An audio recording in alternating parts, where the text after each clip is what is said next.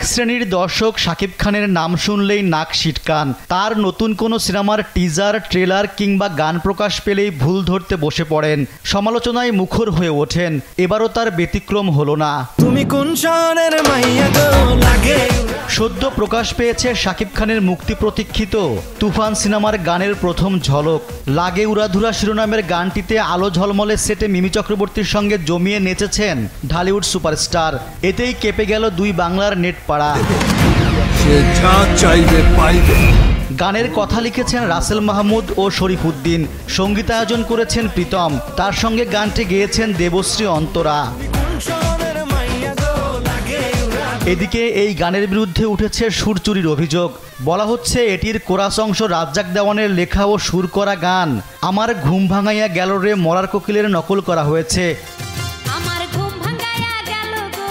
কেউ কেউ আবার নার্গিসের টাঙ্কি খালি এবং কাজল মনিরের গাওয়া বান্ধবী ললিতার গানের সুরের সঙ্গে মিল খুঁজে পাচ্ছেন।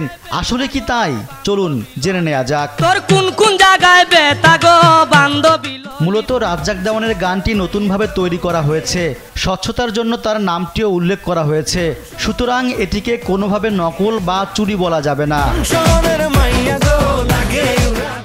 এদিকে জানা গেছে ইতিমধ্যে তুফানের শুটিং শেষ হয়েছে, দ্রুত গতিতে চলছে পোস্ট প্রোডাকশনের কাজ। সবকিছু ঠিকঠাক থাকলে আসছে কোরবানির ঈদে মুক্তি পাবে সিনেমাটি। এর আগে লাগে উড়াধুরা গানটির পুরোটা প্রকাশ পাবে। তুফান, খুব ভয় পাইছি রে। রেজওয়ান সিদ্দিকী, দেশ টিভি।